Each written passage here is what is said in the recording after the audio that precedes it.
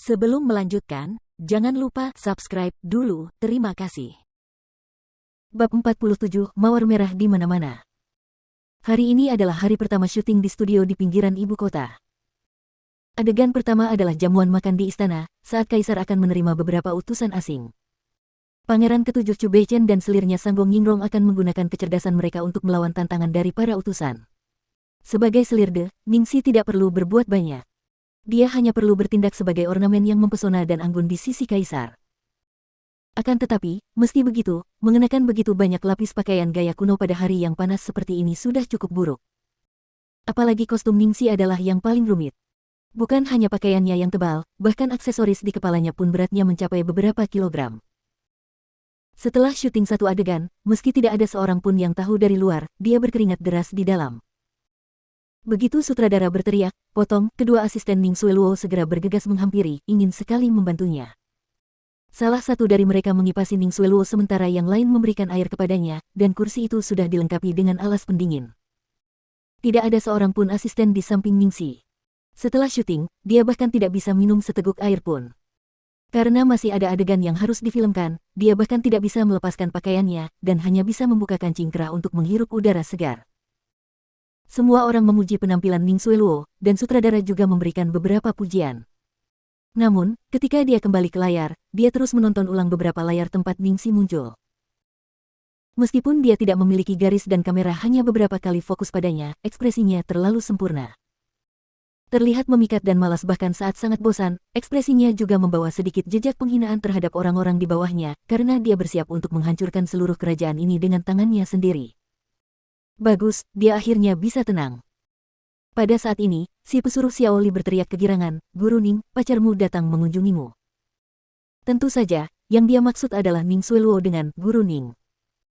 Suyan berjalan mendekat dengan pakaian kasual yang menyegarkan. Dua pelayan mengikutinya dari belakang sambil membawa kotak besar, dan mereka mulai membagikan es krim kepada semua orang. "Wah, ini Häagen-Dazs. Terima kasih sudah mentraktir kami, Tuan Su." Guru Ning sangat beruntung, baru pertama kali ini, pacarnya sudah datang berkunjung. "Ya Tuhan, bagaimana dengan kami, anjing-anjing lajang? Astaga, bahkan memberimu sesuatu untuk dimakan pun tidak akan membuatmu bisa menahan lidahmu." Ning Xueluo memprotes dengan genit, lalu membawakan sekotak es krim untuk Ningxi. "Junior Ning, kamu juga harus makan."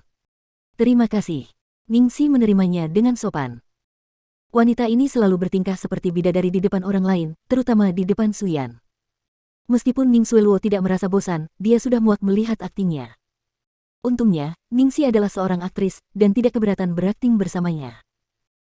Setelah kembali ke tempat duduknya, Ning Xueluo menatap Suyan seolah-olah dia ingin mengatakan sesuatu, tetapi merasa sulit untuk berbicara. Pada akhirnya, dia masih berbicara dengan ragu-ragu, "Yan Gege, aku sedikit khawatir tentang Xiaoxi."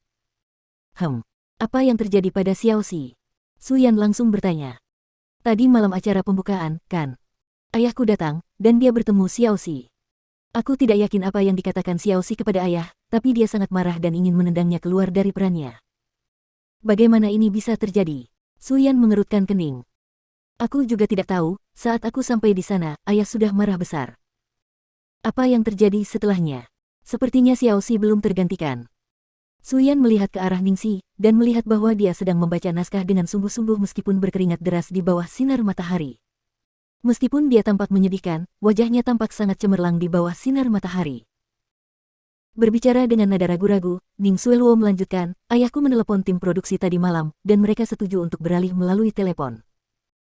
Namun, keesokan paginya, seseorang secara anonim menginvestasikan 50 juta ke dalam film ini, dan satu-satunya permintaan mereka adalah agar Ningxi menjadi pemeran utama wanita pendukung. Aku khawatir."